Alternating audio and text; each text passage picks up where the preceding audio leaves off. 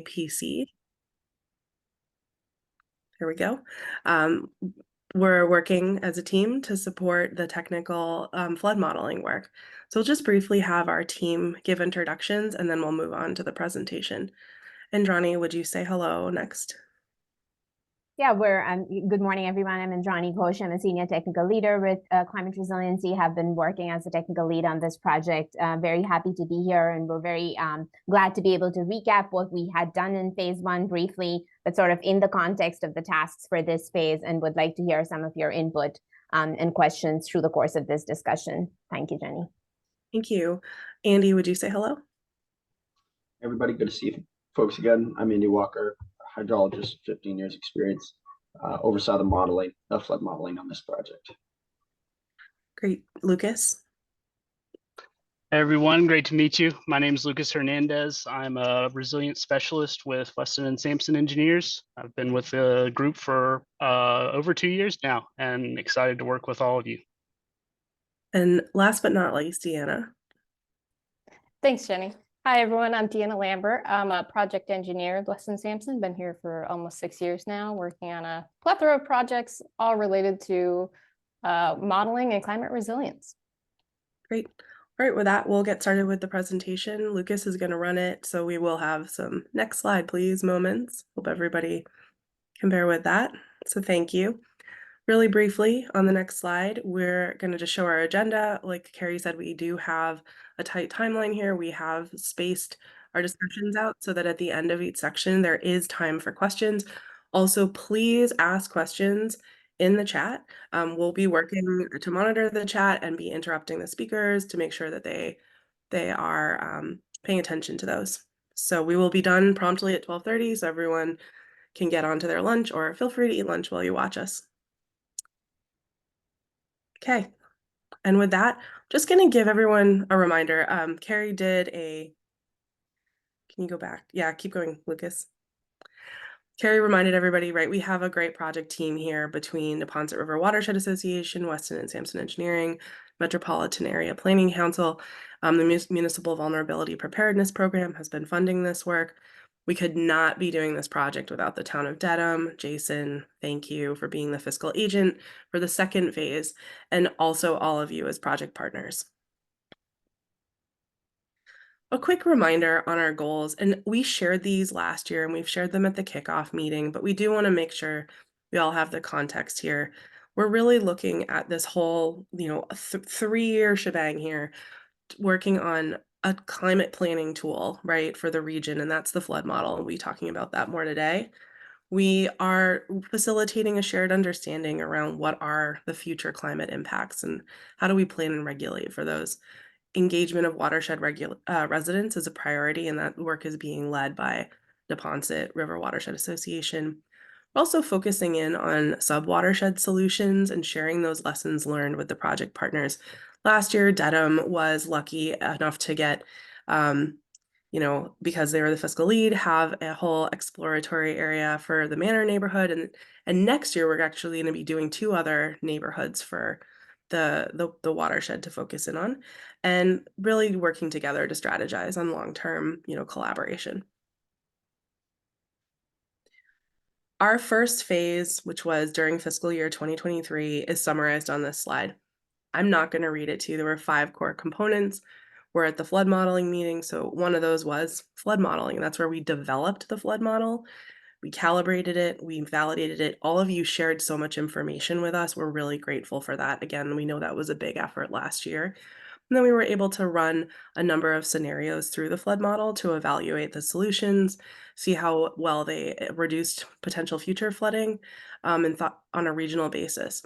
That QR code in the corner will take you to Neponset River Watershed Association's website, as well as that link. That has the story map, which is a great executive summary of this project. We'll put a link in the chat in just a second.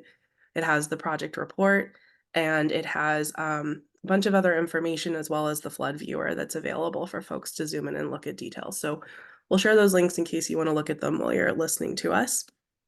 And with that, we're moving on to phase 2. And we've been working, reminder on the model, so everyone just remembers where we left off last year. This is a almost 120 square mile model that's shown in the pink boundary. That's the outline of the watershed.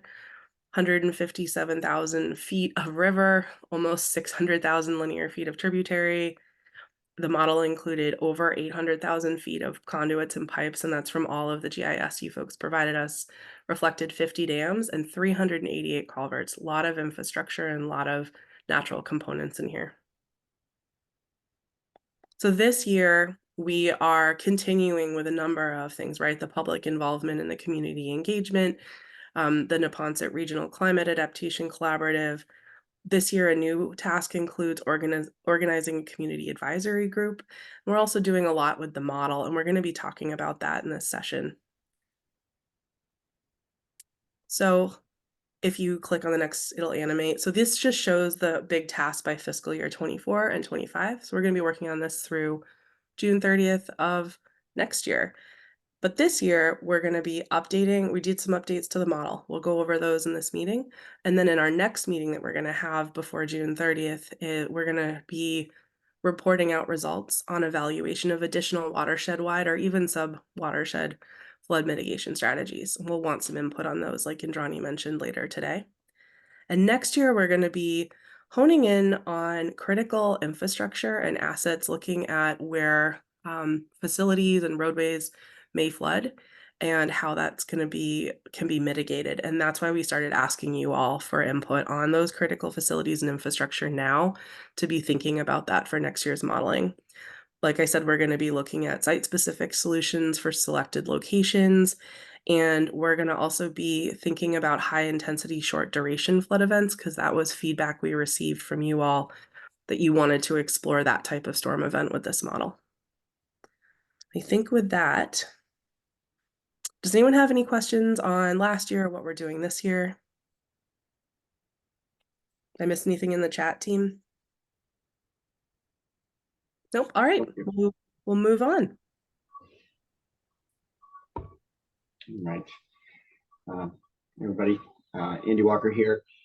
I'm just going to speak to some of the updates that were made to the model this year, and then the process we went through to calibrate the model and make sure that it was still producing accurate results after all those updates. Big picture, there's a lot of text on this slide. It's really just to summarize some of the specific improvements we made to the model. But taking a step back, the reason that we're updating the model is that we see it as a living model, right? We can always work to make it more accurate. And just as infrastructure and the natural resources in the watershed evolve over time, so too does the model need to evolve over time. It needs to be updated so it produces the most useful and detailed output that it can for you folks to use. So this year we've completed already a number of updates. I'll speak to those in the next couple of slides and show you what they look like. And Jenny sort of alluded to this already, but we'll be continuing to make smaller updates or additions to the model in the months to come in the next fiscal year, including the incorporation of additional storm scenarios, as Jenny mentioned.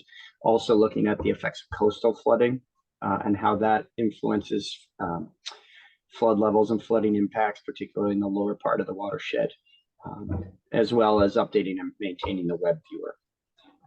And then the benefit of making these updates is, right, not just in general improving the accuracy of the model, but it gives you more specific information at critical infrastructure, at road crossings, culverts and bridges, at dams that many of the communities on this call own and operate.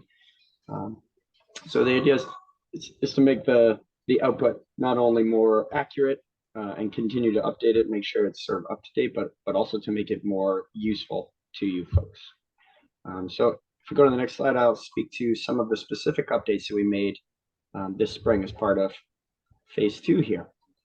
I'll remind everybody there's two kind of key components of the model. There's the 1D components and then the 2D mesh. So the 1D are sort of the stream center lines, the pipes, the culverts, the dams, the subcatchments. It's the sort of the bones of the model.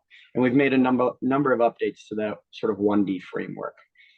Some of the updates have included NEPRA has visited on nearly 24 road crossings in the field and taken measurements of the culvert dimensions and the height of the roadway. We specifically targeted, and that's what the map is, we specifically targeted road crossings that were incorporated into the original model, but we felt like the quality of the data that we had at our disposal to do that last year was maybe not as high in quality and consistent with the other crossings in the model. So NEPA's done a fantastic job of visiting those sites and gathering the high quality data we need to update the model. And so we've incorporated that. We've also coordinated with you folks and with Mass DCR to better understand how dams are operated in the watershed before and during storm events. Many dams in the watershed are just run a river. Their spillways just flow. Whatever comes down the river goes over the spillway and continues downstream. But there are dams in the watershed that are operated. They might have a gate that's opened in advance of a storm, or a stop log that's removed, or other operations to help reduce flooding upstream. And so we've done quite a bit of coordination with you folks and with Mass DCR to better incorporate those. We've also, if you just hop back. I just want to mention the small tributaries. There were a number of small tributaries that were sort of incorporated into the original model with relatively low detail. We really fleshed those out this time. So, a lot of times communities, it's not the main river that runs through town that causes the most problems. Sometimes it's a smaller tributary because the infrastructure associated with it is smaller. And small tributaries might not be focused on as much. And so we've really tried to flesh those smaller tributaries out this year. All right. So those are the 1D model updates. The 2D model updates, yep, there we go. I think the updates that we've made to the 2D mesh that sort of sits on top of the framework of the model were even more extensive.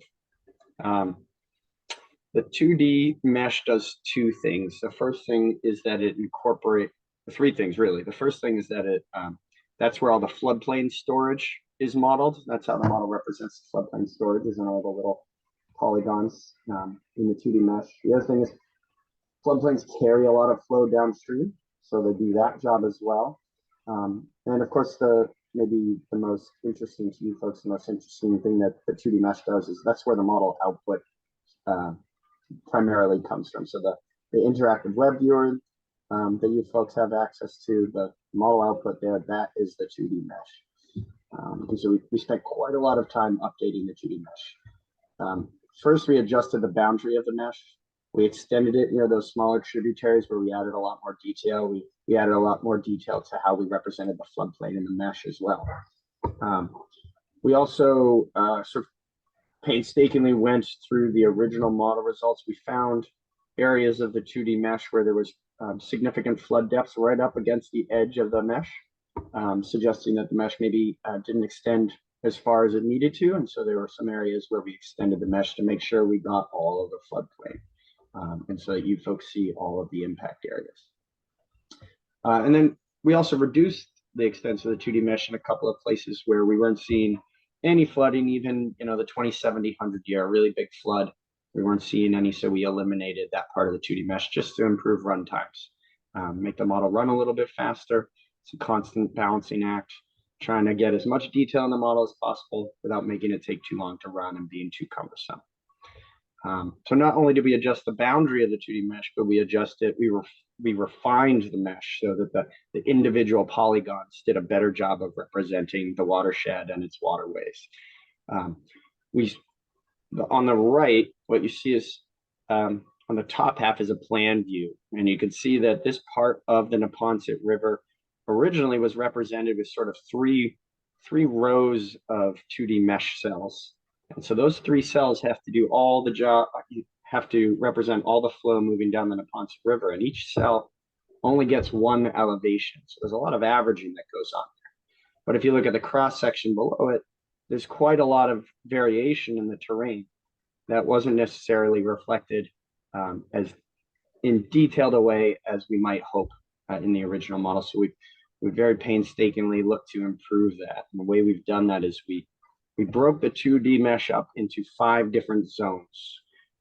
Channel, overbank, which is like the bank areas, ponds, sort of standing water, and then developed floodplain and undeveloped floodplain. And we generated the 2D mesh sort of independently for each of those different zones.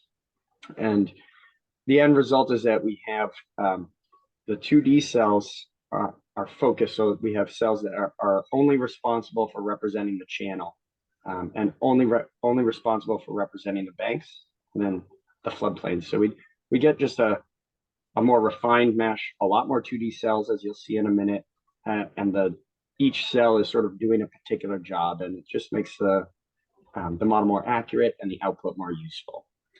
And the next slide has a nice example of what that looks like. There we go. So on the right, this is a good chunk of the watershed. Maybe about 10% of the watershed is being shown here. And you can see all the different 2D zones which we delineated. And each one of them is assigned a resolution. That tells the model how fine or how coarse to make the 2D mesh. And so you can see we've used quite a lot of variability. And again, that speaks to wanting to make it as accurate as possible without making it so large and slow that it's not too cumbersome. In the end, and then in the bottom left is a really nice example of, you can see the 2D cells near the channel and the banks are much smaller and more refined than they are out in the floodplain, because the terrain changes elevation much more rapidly there. So we didn't want to lose that detail by having 2D mesh cells that were too big. And the end result is that we've actually shrunk the extents of the 2D mesh. We've gone from almost 24,000 acres down to just under 23,000 acres. But we've added 50% more 2D cells. And so the average cell size has decreased from 1.1 acres down to 0.73 acres, right? So that just speaks to how much more detailed the model output is now, and how much more accurate the model can be. Next slide. Anybody have any questions about the updates we've made, that we will make, or that we haven't, or that you didn't see mentioned? Okay, hearing none. We'll talk about model calibration, right? We made some pretty sweeping upgrades to the model to improve its accuracy and the quality of the output. And so whenever you make large changes to a model like that, you need to go back through the model calibration process, where you try to recreate a historical flood event to make sure that it's still producing accurate results. And then you try to run another storm event through to validate all the changes that you made during calibration. You want to make sure that they were appropriate and that they work for another storm event. Next slide, please. The calibration, as last year, was the March 2010 event, right? So we saw around 9 inches of rainfall over just under 60 hours, the peak intensity of about 0.7 inches per hour, on the order of 50 to 100-year storm event, and it fell on frozen ground and snowpack, so produced a lot of flooding. And then we validated the model to an event more recent, April 2018, where we saw almost 3 inches of rain over 23 hours. So that's the rainfall side of it. We ran those rainfall events through the model, and then we needed to make sure that the model was simulating the right amount of stream flow in response to that. And so the way we verified that was we obtained data from 4 USGS gauges, which are in the watershed, and that we're recording as far back as March 2010.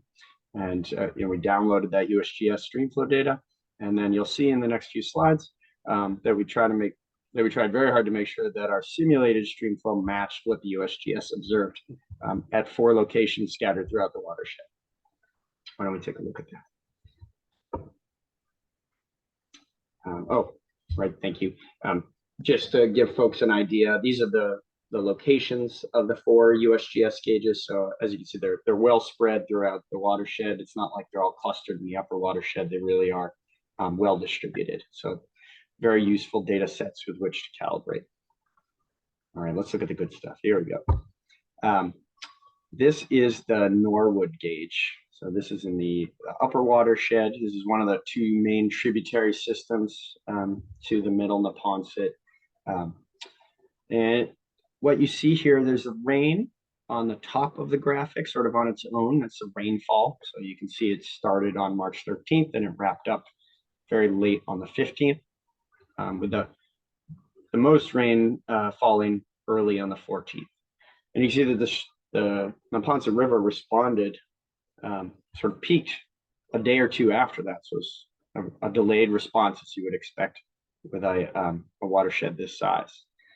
The black line is what the USGS gauge observed, and the gray line is what we were able to simulate with the Neponset River watershed. Very happy with the match here. A couple of things to note. The shape of the curve matches quite well. There's no deviations that are super significant. Maybe the biggest one is the rising limb is a little bit slower than USGS observed, but all told, the shape of the hydrograph is a really nice match. And that shows up in the summary table on the right. You'll see we've summarized the peak stream flow observed by the USGS compared with the peak stream flow that the model is producing. You see they're very close, within about 3%. And then we did the same exercise with the total runoff volume. So the USGS observed about 1,900 million gallons passing this gauge, and we simulated about 1,800. So we were within about 6%. So again, really good match. Let's take a look at another gauge. Here's the east branch of the Neponset. This is an even better match. Very happy with this. The shape of the curve is a really nice match. Again, the deviation that the model results have from USGS observations are quite small. Both peak runoff and total runoff are within 7%, 7% and 5%. So really, really nice match. Certainly even an improvement over last year. Let's look at the next one. This is Milton. So this is the downstream-most gauge in the watershed now. Again, a really nice match, particularly on the rising limb that, as the river levels sort of come up in the first couple of days of the storm. Overall, really nice match. The total volume were within 5%, and the peak discharge were within 12%. So very happy with these calibration results. And then, all the changes that we made to the model input parameters to calibrate the model and to get such a good match, we wanted to make sure that they were still valid for a totally different storm event. And so we simulated the April 2018 event. And here you see, this is the Milton gauge, downstream one, downstream-most gauge in the watershed. As you can see, still a pretty nice match. And this was a bit of a different rainfall event. No snow involved here. A shorter duration, higher intensity, and it ended very abruptly. So there was no sort of petering out of rainfall, just ended very abruptly. And again, the model does a good job of matching those results, within 7% for peak discharge and 18% for total volume. So I'm very happy with how this model calibrated and validated out. And what that means is that the results for the sort of theoretical simulations that you'll see in a minute, looking at different design storms in baseline and future climate conditions, what it means is that we have reasonable faith that those results are appropriate for this watershed. Does anybody have any questions about how the model was calibrated and validated, or any questions about the model in general? I see a hand. James? Well, hello. Thank you very much. Could you please advise, I'm new to the committee, could you advise the condition of a higher plateau in the hydrograph as the two last screens we had seen in the town of Milton? What type of a site condition or a watershed condition is likely to cause a high plateau after the peak amount of runoff or so forth? I'm wondering, is that have anything to do with impervious area or bank filled storage or floodplain capacity? Could you please advise that, if there's any way to characterize that? Sure. Yeah, there's two primary reasons for it. One of them is general, and one of them is specific to the Neponset River watershed. The general reason is we see this in almost all watersheds. The further downstream you get, the further not only is the peak runoff occurs later and later, more staggered from the peak rainfall event, from the peak of the rainfall event. It's delayed in time, and That's because the water is taking, it's more river miles that it has to go. And there's hundreds of stream crossings. That water, the rain lands in the upper watershed, and then it gets to a culvert, and it kind of backs up behind the culvert, and then once it gets high enough, it discharges through the culvert. It sort of backs up and is stored behind the roadway embankment, and then it gets to the next pond or the next culvert, and it does it again. So there's sort of this time delay as it makes its way downstream. The other thing that does is the further downstream you get, and the more of those sort of little storage areas that you have to move through, it flattens the curve out.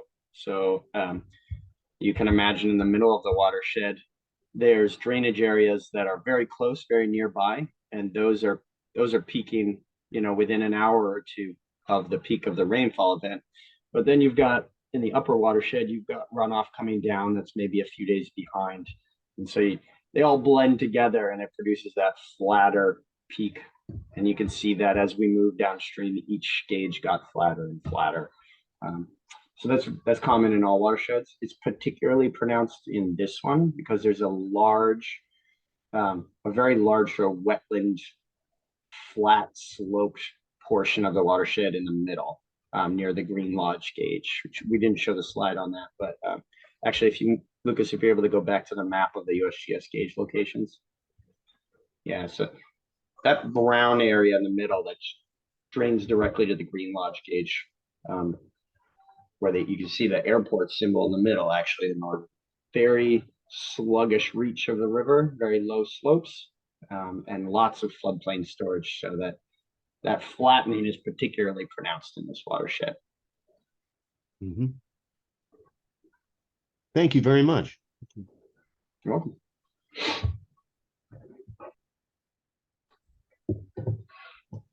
All right. Let's move on. So Deanna's going to hop in here, and Deanna spearheaded the modeling effort. She's going to chat about the no action scenarios. Thank you, Andy. So once we got this model calibrated and validated and we felt comfortable with the results, we started running some no action scenarios. I'm sure most of you have seen this rainfall data in the first phase, so I won't spend a lot of time talking about it. We did focus our modeling efforts on the 7 storm events that are highlighted in orange in the table on the right here. And we'll have a few graphics to kind of show you watershed wide, what that looked like. And also we'll zoom into a few of the specific communities and look at some of the modeling results that came from these storm events. Next slide, please. So we'll start with talking about the watershed wide no action results.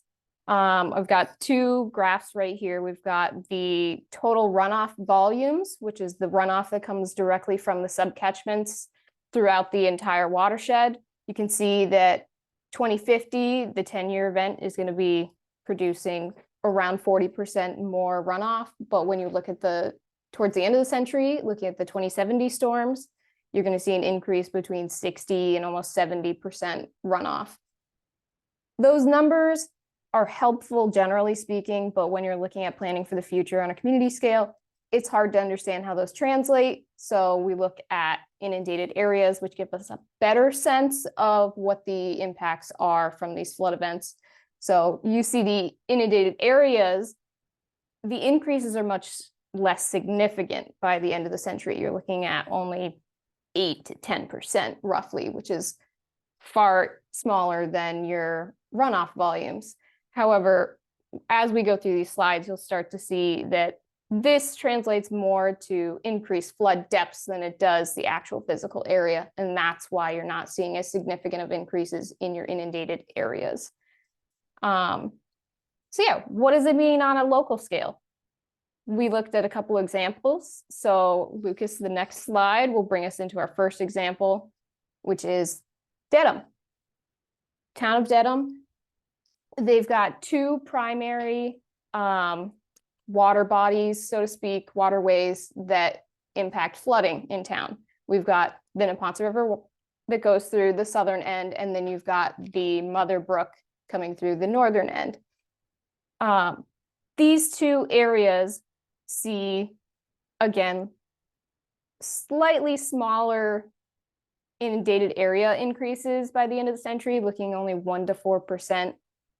But when you look at it in terms of actual physical flood volume, so the volume of water that is actually physically on the ground, which is the graph down below, you're looking at volume increases 3 to almost 20%. And this translates well with our figure here on the left, which shows the change in depth for the 100-year storm event between present day climate and 2070 climate. So all of the cells in here are showing the increase in depth by the end of the century. So you can see that although along the Neponset River, the flood depth changes may not be as significant, they're much more significant along the Mother Brook Channel and its floodplains. So we looked at a few specific locations in Dedham, and this is a great example of High Street. It's a main thoroughfare through the town. It sees multiple areas where flooding will impact the roadway itself. Baseline present day climate, you could see potentially up to 2 feet of flooding. By late century, you're not seeing a significant increase in flood depth. However, you're still seeing around 2 feet of flooding, which will take quite a bit of time to recede and flow downstream. And that's going to impact evacuation routes. People could become isolated in the neighborhoods between these flooded sections. So it's something that we try to keep in mind when looking at our flood results. How can we use them? How is this useful for your community? So although the increase in depth is fairly small, you're still going to have an impact regardless. And a larger increase in flood depth that is much more notable is towards the bottom of the screen here is the Dedham DPW. Baseline climate, we're looking at a flood depth in the DPW yard of around 2 feet. By the end of the century, that could increase by 3/4 of a foot. The DPW is very crucial when it comes to emergency response. So if they're impacted, the entire community is going to be impacted. So it's something that we try to keep in mind when we're evaluating these results, and we wanted to point that out. Next slide, please, Lucas. So the next area we wanted to focus on was Norwood. We've got 2 different slides here.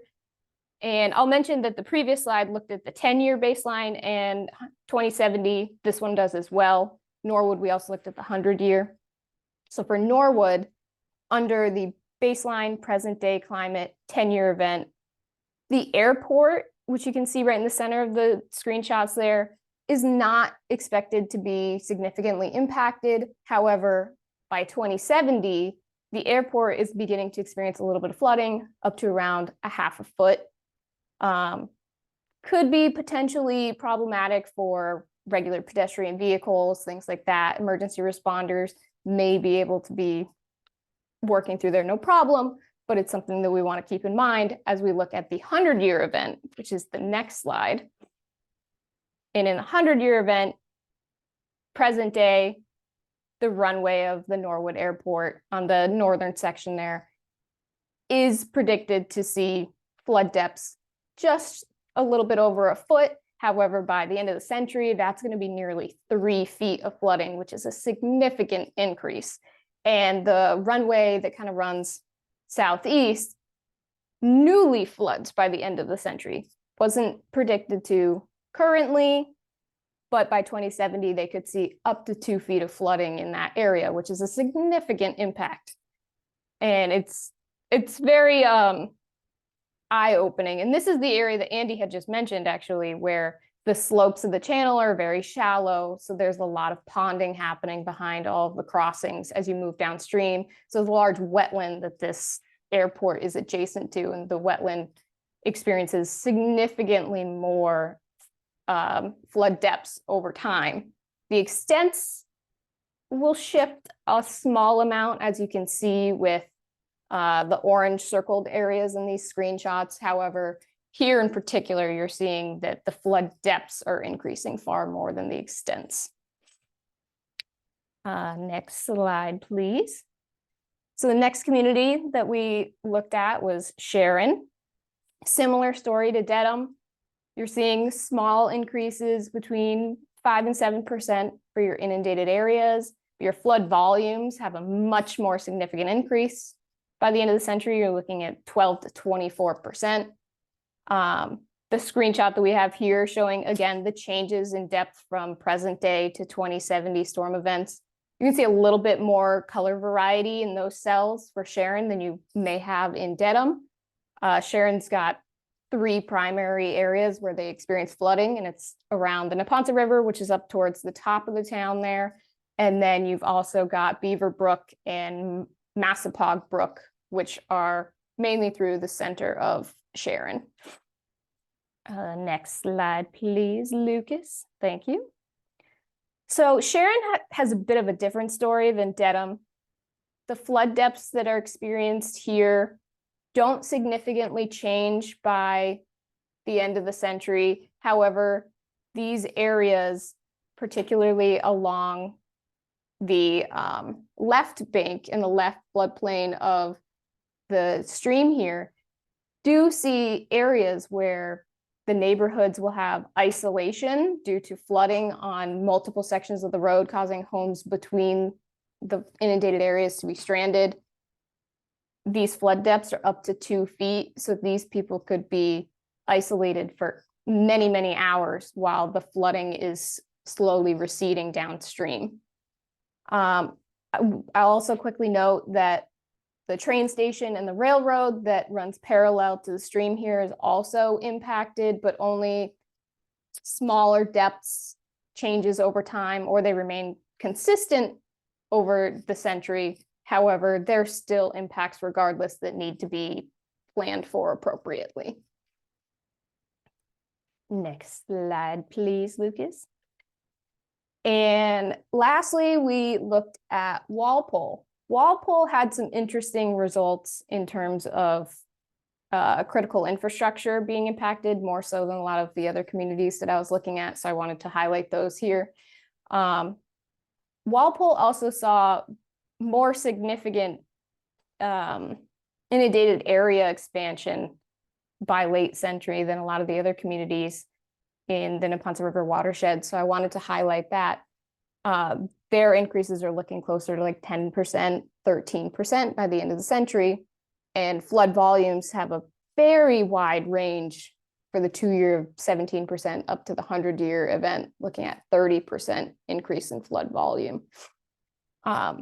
So there's a much wider change in flooding impacts over time here. Next slide, please, Lucas. So here I wanted to highlight one of the fire stations that's in Walpole. It's in South Walpole.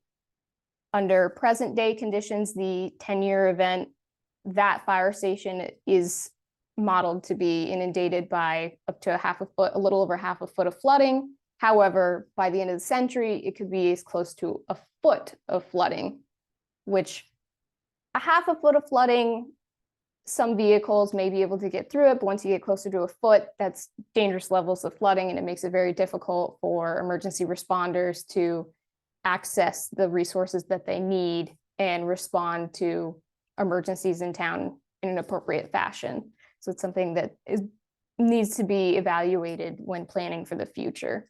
And there are a few areas in this area of Walpole specifically where you can see new flooded areas and more extensive flood depths. And that's a common theme that you'll see through all of the communities, but here they've got a little bit pockets of each new flooding and worsening flooding.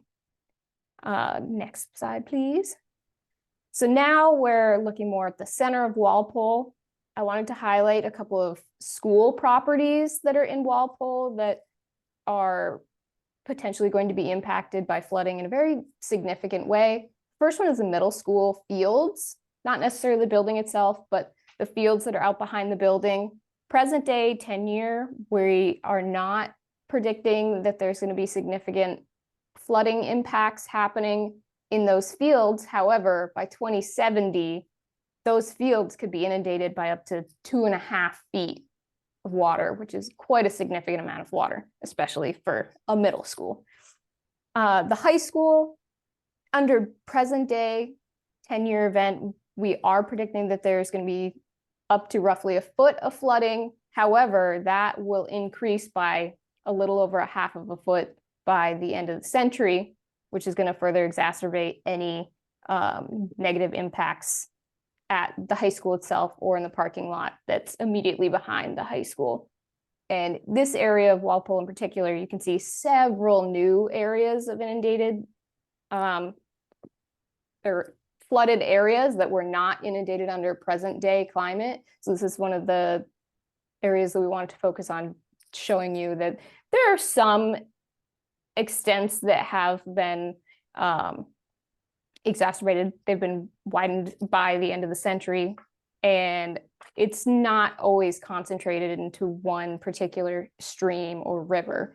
They're usually spread out throughout the modeling domain. However, this area of Walpole, there are significant areas that are clustered fairly close together that I wanted to highlight for you.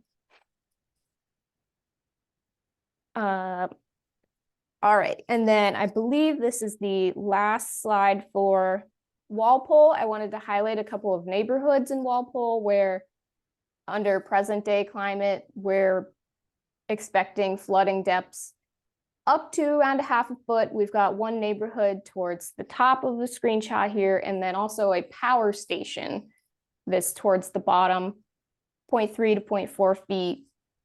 It's tolerable flooding. However, when you look at late century, the neighborhood in particular is seeing a dramatic increase in flooding, which will have them isolated for very extended periods of time.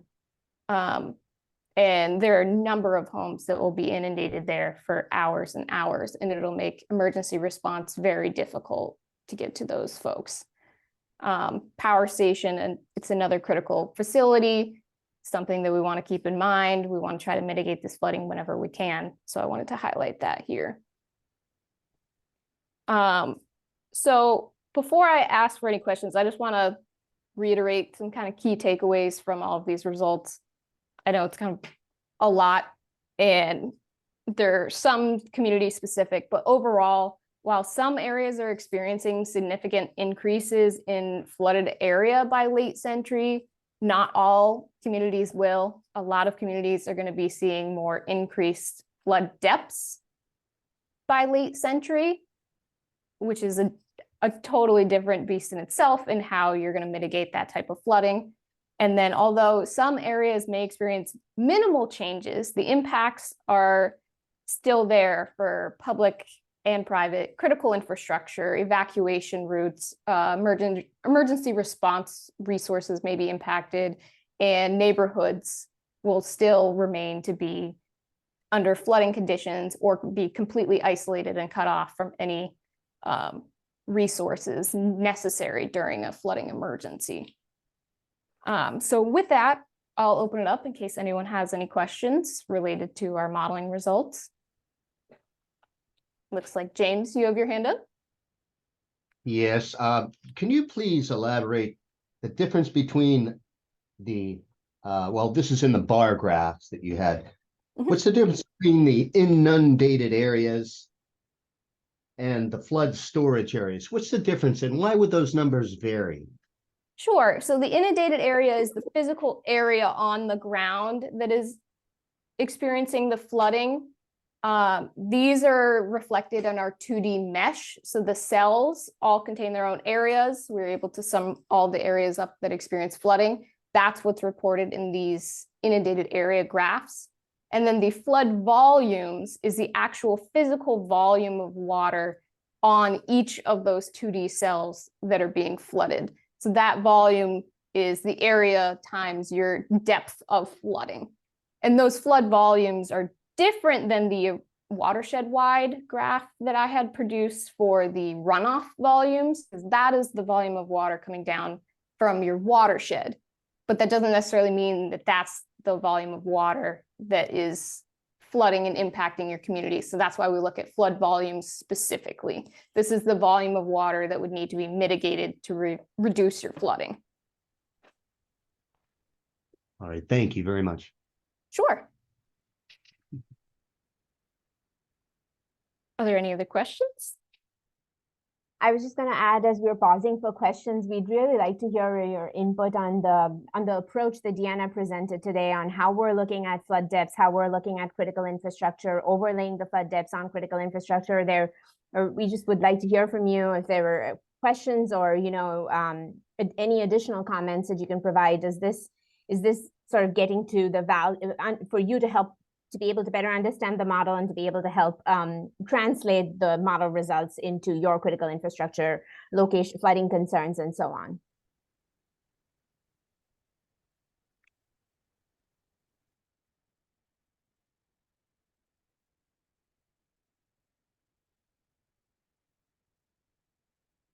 Looks like Lance has their hand up.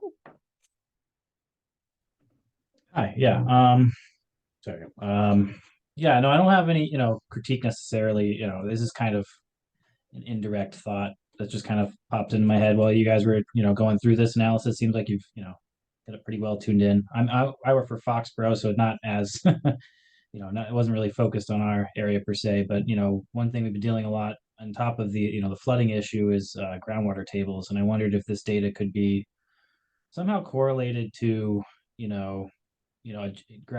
how the additional flooding is also impacting groundwater. Because as I work for the Department of Public Works, the last few months have just been inundated with calls of basements flooding that have never been flooded.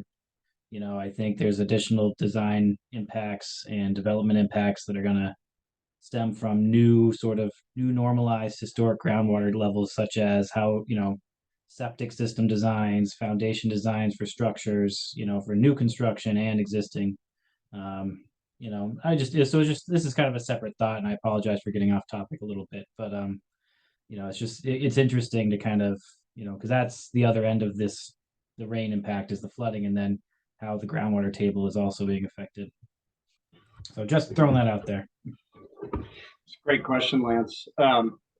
You're not alone there. We certainly hear that from many of our municipal clients. Is that groundwater is,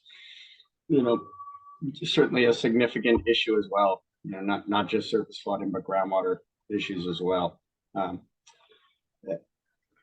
To be honest, the results of this model are not particularly informative of where groundwater issues might be prevalent. I mean, anywhere where you see significant surface flooding or significant anticipated increases in surface flooding, those are areas that could be vulnerable to higher groundwater table as well. If they flood more often or flood to a greater depth, it's that much longer that the water has to sort of infiltrate and make its way out of the ground. So the next storm event comes around, the groundwater table is going to be elevated. So certainly the model results here could be used in that way, as a general indicator of where you might see higher increases in groundwater table.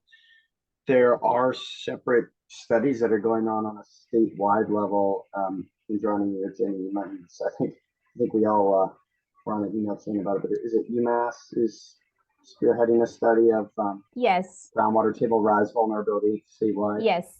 Yeah. So that's a recent study. It was actually the report was released very recently, I think a couple of weeks ago, looking at sort of the overall effects of groundwater rise and groundwater impacts as it relates to flooding, as well as the other side of it is the drought impacts.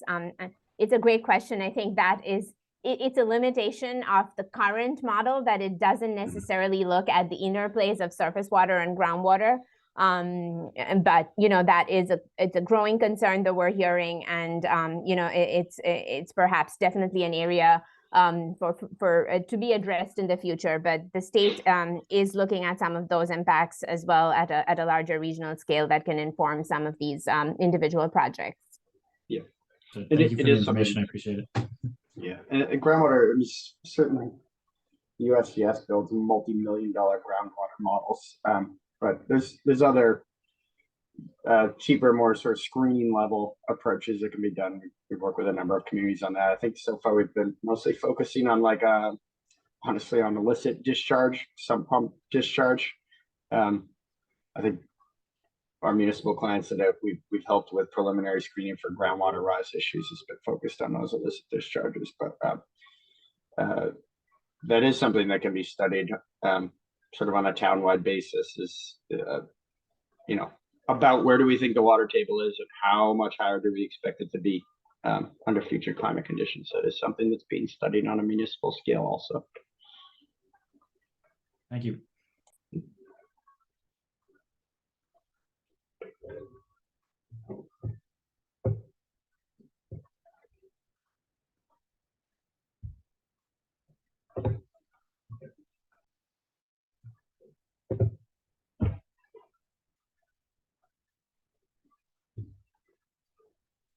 So I think I can take these next couple of slides. Let me make sure everything's running well. So in this, in the first section of our watershed-wide model runs, in phase 1, we just wanted to go over a couple of the scenarios that we ran as part of that phase 1 study. Those included reducing impacts from what has already been developed with green infrastructure solutions, and additional stormwater management requirements for larger parcels. We also looked at reducing impacts from what has already been developed with green solutions again by expanding natural systems. And then for our third scenario, we reviewed, again, reducing impacts from what has already been developed with green solutions, while also adding effective stormwater management in areas that might be developed. And with those models, we looked at the 2070 10-year 24-hour event. The scenario results you can see here, and what we've tried to do with these bar graphs, you're going to see a red number and a green number on the very right hand side that shows the 2070 scenario results as compared to the baseline no action and 2070 no action results. And what we're talking about again, like Diana had mentioned before, was the total inundated area reduction. The green number that you see there is the benefit over the baseline no action result in our 2070 scenario model.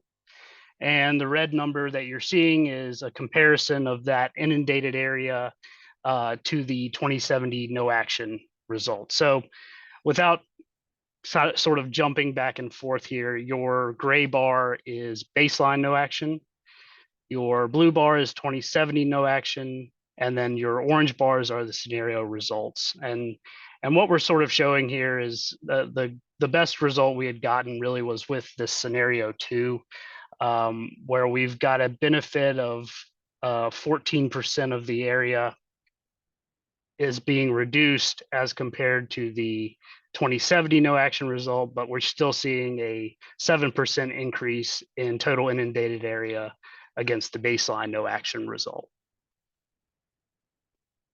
And in our next slide, we're looking at runoff reduction. Again, you can see the biggest increase in reduction is with that scenario 2. And we've got a slide that will be coming up next for percent decrease in flooded area by subbasin. But these results again show you that the model scenario versus the baseline no action condition and the 2070 no action condition. And what we really determined as a whole from this study was that an aggressive green infrastructure solution alone is not a holistic solution, and required us to investigate some more items that are in the subshed scale, and then also potentially some policy updates as well. So finally, in our percent decrease in flooded area by subbasin maps, we're showing each of those scenarios again. And you can see by far those darker colors show a 25 to 30%, anywhere from 20 to 25 or 15 to 20% decrease in flooded area in each of these subbasins. So again, scenario 2 was by far our biggest win for that modeling effort. This is me. One of the takeaways from last year was that none of the 3 scenarios that we looked at was capable of fully mitigating the anticipated increase in inundated area due to climate change. And so as we look now towards evaluating additional strategies, additional watershed-wide strategies. One of the things that we think might be helpful is to take a more targeted approach. So all three scenarios last year had, one of the things they had in common was that they were implemented across the watershed, implemented the same across the watershed. There was no difference in how a scenario was implemented in the upper watershed versus the lower, on good soils or bad soils. And as we move forward now, and we want to help find strategies or benchmarks that can mitigate 100% or very nearly so. One of the things we're considering is a more targeted solution approach. I'll go through a couple of slides here pretty quickly. This is just to help flesh out this idea, right? So the first thing to understand is that in this model, we've broken up this watershed. It's over 100 square miles. We've broken it up into thousands of little subcatchments. And all of those subcatchments are different. No two are the same. The impervious cover is different. Their soils are different. The way the land is being used is different. Their slopes are different. Their shapes and sizes are different. You can see some of the heterogeneity in the image on the right. That's the percent impervious cover in every subcatchment in the model. And you can see some very significant differences. Next slide, please. Right, and so all those subcatchment characteristics being different has an impact. It means that the way the land produces runoff is different. The total runoff generated from each of those subcatchments is different. The flashiness or the magnitude of the peak of the runoff is different, and how they respond to climate change will be different. Next slide, please. All right, so here's an example. This is the total runoff. It's divided by the area, so it's sort of unitless. So it's apples to apples comparison here. But the differences in all those subcatchment characteristics means that the total runoff from those subcatchments is very different. You see subcatchments that are producing 2, 3, 10, 20 times the total runoff as other subcatchments because of the different subcatchment characteristics. Next slide, please.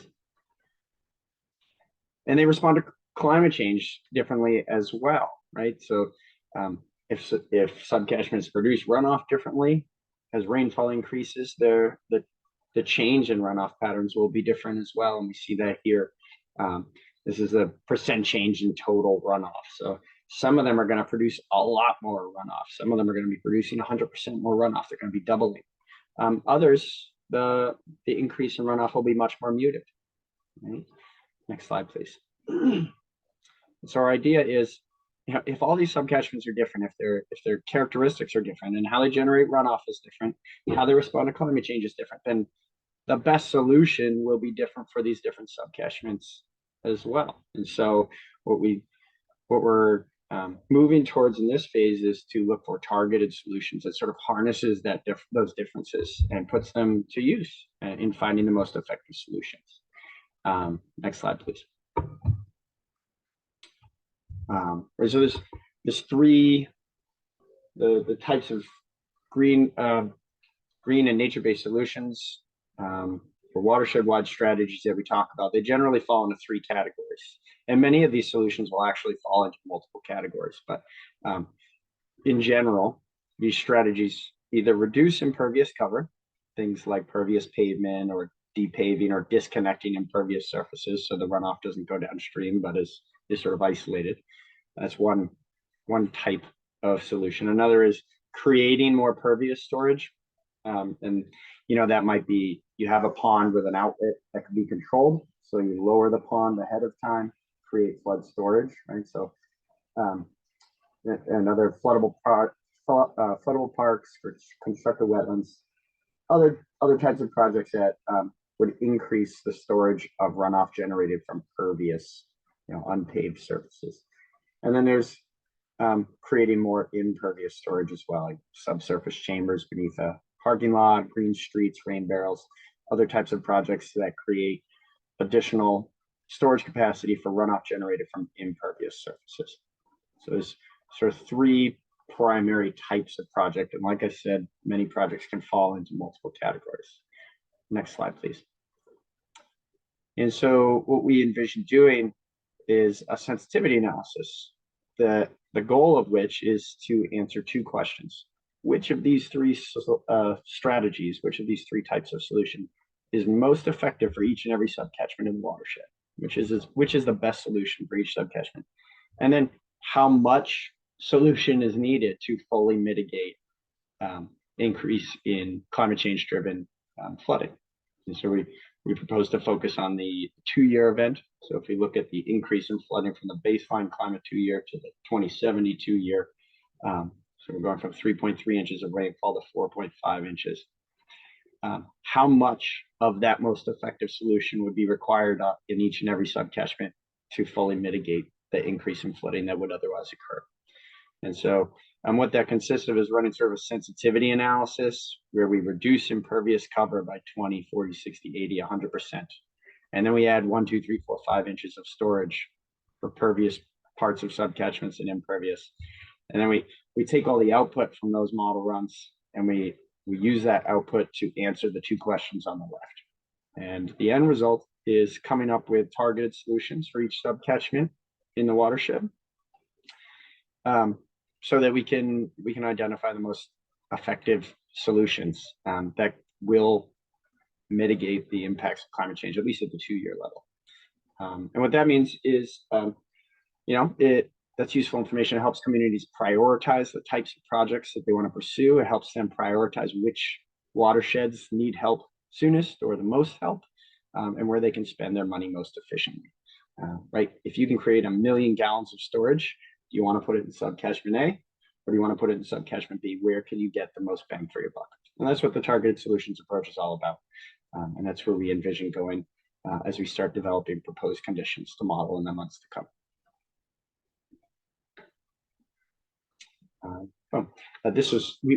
We did this exercise here recently, just in the adjacent Charles River watershed, to great effect.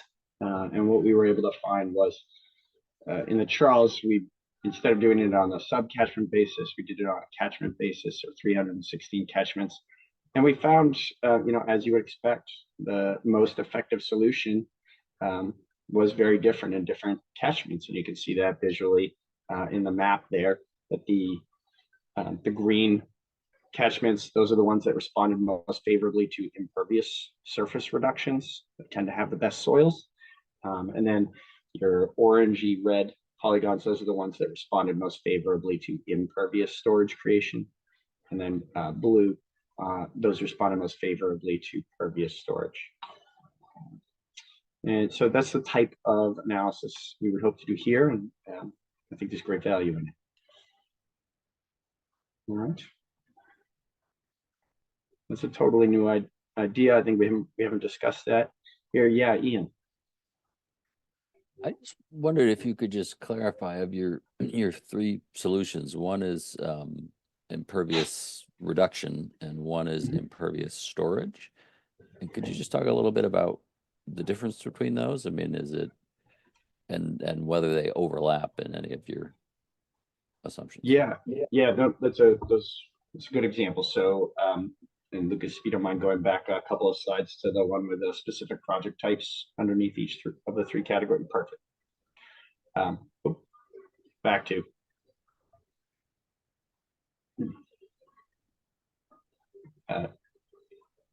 There you go. Yeah, so reducing impervious cover. So you can see on the screen a couple of different examples of each project type. And like I said, that individual site-specific projects often produce one or more of these benefits. So you could imagine a pervious pavement project where you convert a parking lot to impervious, and you also create a swale along the edge of the parking lot to collect runoff from the walkway or something that connects the parking lot to whatever building is associated with.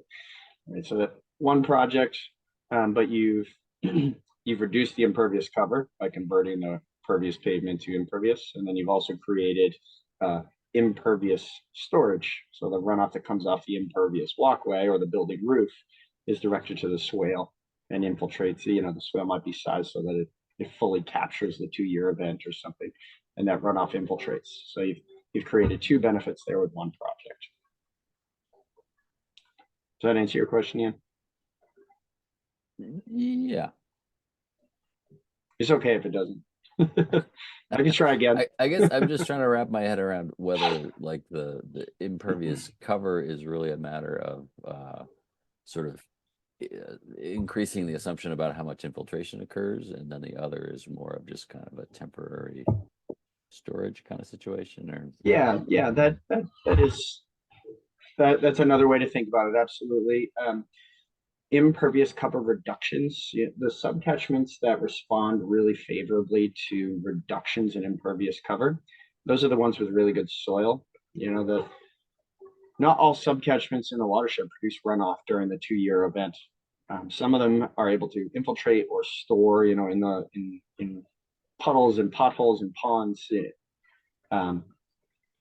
So there are subcatchments that don't produce runoff during the 2-year, and in fact, it has leftover storage or leftover infiltration. And wouldn't it be nice if you could, take a parking lot that's underlaid by those soils and convert it to pervious pavement so that it infiltrates into the ground and takes advantage of that untapped potential. So the subcatchments that respond most favorably to reducing the impervious cover, they have really good soils. It's untapped sort of natural storage. And the other 2 are, creating additional storage.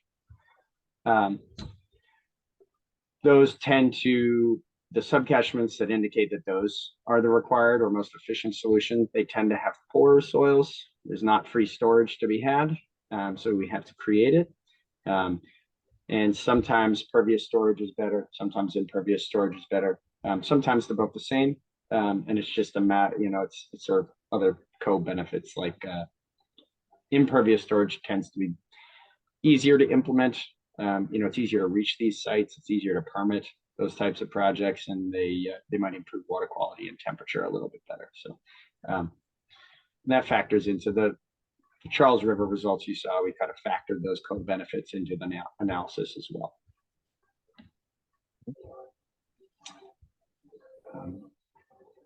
I think a couple of hands raised. Yep. Yeah. Hey, I was pretty interested in those first 3 scenario slides, where I think the scenario 2 had quite a bit more reduction than the others. I was just curious, sort of what went into the model. Did you put in actual like assets or storage infrastructure into the model to get that, or just curious a little bit more about what the changes were? Yeah, Lucas, if you want to go up one more slide, I think the one to where they're described.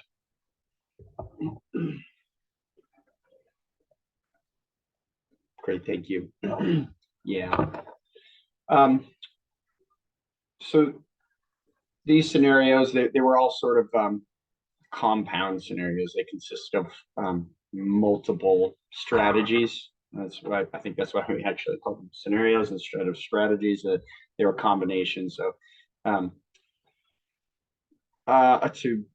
to be honest, I don't recall the specific definitions for them, but the idea was that we didn't look at specific sites.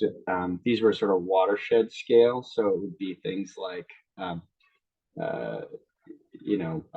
all wetlands, increase storage by 20%. So we weren't like looking at particular wetlands. Like, okay, how would we implement it? We just assume, okay, all wetlands, we're going to increase storage by 20%. We'll worry about how that's achieved later. So it was that type of thought process. And Addison, we can certainly follow up with more information on this. I pulled up the details of what Andy was referring to. What we found was that, so in all of these 3 runs, we had green stormwater infrastructure sort of as a standing one, which is like, the top bar that you see before the plus sign there. We wanted to always include green stormwater infrastructure, which was sort of increasing storage to capture, I think we had modeled about 4.5 inches of rainfall capture. And then the other assumptions for this particular scenario was we had increased the storage area, I think, Andy, with the existing wetlands by 20%. which would be able to capture an additional 1 foot of flood depth. And then we had increased storage in the upland areas and individual upland storage projects, which was actually sort of getting into also as part of a desktop analysis. And we went through 48 projects and found 30 feasible locations where we could implement additional upland storage. So that was a combination, but I'm happy to follow up with more details. Also, the QR code on an earlier slide links to a story map. There's more info on that story map as well. Yeah, great. Thank you very much. I think Jason was next. All right, I'm going to try to ask my question or pose my comment in a way that I'm not going to confuse myself. This should be good. Oh yeah, so a lot going on when you take these scenarios and you try to determine its positive result for future flood considerations. Now, when you talk about the reduction of impervious or underground storage, additional storage, are we looking at those models in terms of how much impervious exists today, or you know, or are we also figuring a percentage of these undeveloped properties that could be developed, and we're restricting them, you know, or we're anticipating regulatory implications where we want to restrict impervious cover over traditional, you know, ways sites get developed? Right. Or is that something that we're looking at in the future? I'm just trying to understand what was used now to try to forecast improvements in 2070. Is it just everything just stay the same right now? No one develops anything else, and we look at the existing infrastructure and what we have to do with that in itself? Or does it take in considerations future development as well? Good question. So in the context of the targeted solutions, the sensitivity analysis, it's only looking at the impervious cover that exists now. We did look at, I think scenario 3 included, scenario 3 from last year did incorporate potentially using new development rather than new development making things worse, that stormwater requirements would be used so that not only does the development have to mitigate the increase caused by the development, but there would also be sort of an additional requirement that walked back you know, stormwater impacts. So to make things, so using new development to make stormwater and flooding better over baseline conditions. So I think that was looked at in scenario 3 last year. I love the approach of treating each subcatchment as like a snowflake. You know, each are going to respond differently to the mitigation practices that you want to implement within them. Right. Because I think, you know, if we were to look at it just holistically, everybody's the same, and we're going to, when you then get into the actual, you know, this is the meat of the work where you're actually producing the facts of the, you know, of the matter. It's the other work outside of this that communities have to begin with changing their regulations in order to achieve the results that they want. And if we, you know, if each community, unfortunately, I don't want to say waste time, but puts too much time into an effort that isn't going to yield a result, that's less time that we could have used on a strategy that's more individualized and more useful for a particular catchment area that we looked at. So I love the idea of snowflaking this thing, so to speak. You know, put the let's see, Andrew likes that one. Totally stealing that. So I like it because it's going to keep us all very focused on our strategies moving forward from here, and what we need to really stress to our policy making boards and our regulatory boards to move the needle. So I definitely want to just pop in and say I love this approach. I think that's a great way of saying it, Jason. In my mind, you know, I would hope that the outcome of the targeted solutions approach is helping communities. Like, do you want to spend a couple $1 million on a project at the parking lot of the middle school or the high school? and providing communities with some guidance on which would be most beneficial. Where can they spend their money? Where can they get the biggest bang for the buck?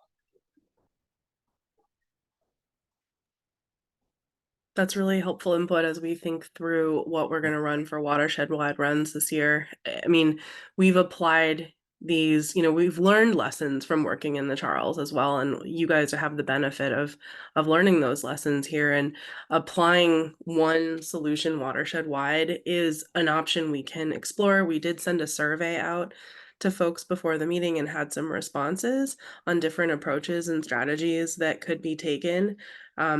So we're also going to explore those a little bit based on that feedback, and we'll have a survey for everyone here to weigh in. So now that you've heard about this targeted approach or Jason's snowflake approach, which I kind of like that, Jason. I'm with Andy. But also thinking about if there's strategies watershed wide that you want to see, and just scenario testing that you're interested in. So that's a piece of the discussion we need to, sort out in the coming few weeks so that we can move forward with the modeling and share back those results this year with you all. And thank you for all the responses that you've provided in the survey thus far. I see a lot of very interested votes on more stringent stormwater policy, as well as on resounding very interested votes on more green stormwater infrastructure, as well as large-scale flood storage, some interest there. So we will be able to weave in your input, and we will be able to take the targeted solutions approach that Andy talked about and weave in your input to see how we could achieve those targeted solutions, using those 3 buckets as we talked about. But your input thus far has been very helpful, and we'd love to hear more from you on them. Jenny, did we close the survey, or this is going to be open, or am I jumping to the next step? It's still open. Yeah, I think Lucas can talk about the next steps. And I mean, we have a few minutes left here. Survey is still open, and we'll have some follow-up work for everyone in an email forthcoming. Ian has a question. Oh.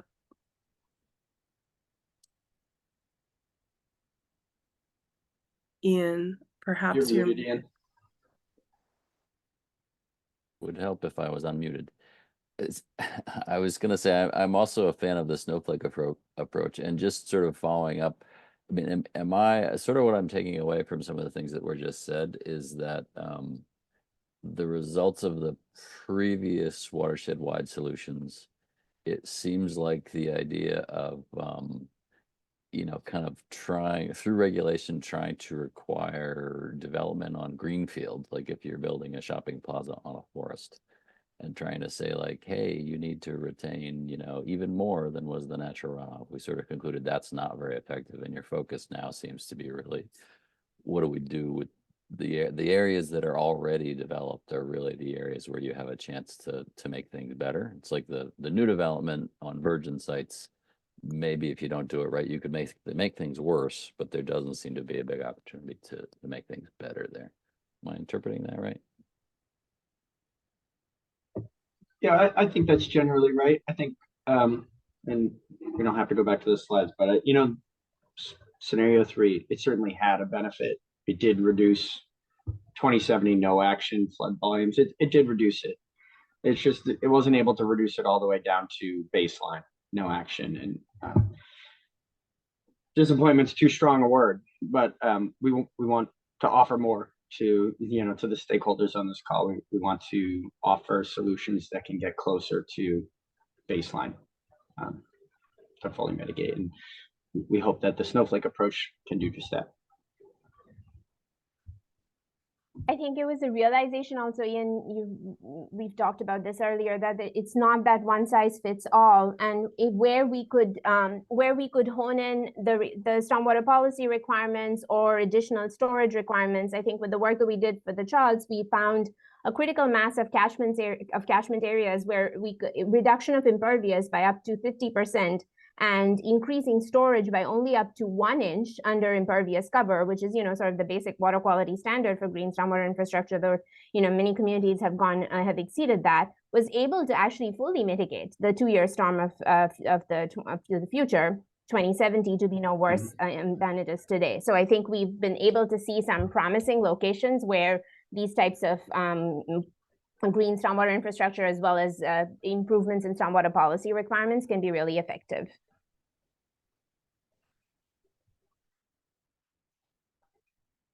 All right, we have 5 minutes left. I think we should wrap up and make sure we have time for any last questions.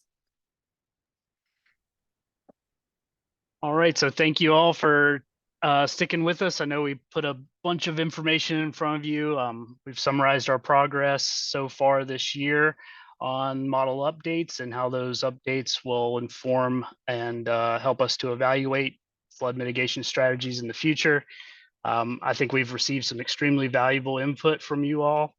And to round us out, I just wanted to go over the last steps for fiscal year 24. Those next steps include reviewing the pre-meeting survey that hopefully most of you filled out, and then also this post-meeting flood survey. We're going to use that to confirm and inform future strategies for our upcoming flood modeling. And then next we'll be evaluating those watershed scale and shed scale models. In flood meeting 2 with you all, we're going to summarize and present the modeling results and provide our evaluation of the most effective strategies out of those model runs that we conduct. And then finally, rounding out the end of the year, we'll have our public workshop to present all of our accomplishments and findings from that modeling effort. So I think we're aiming around the first week of June for that meeting as well. So with that, I don't know if NEPRA has any additional comments for closing, but we wanted to thank you and also open the floor for any additional final questions.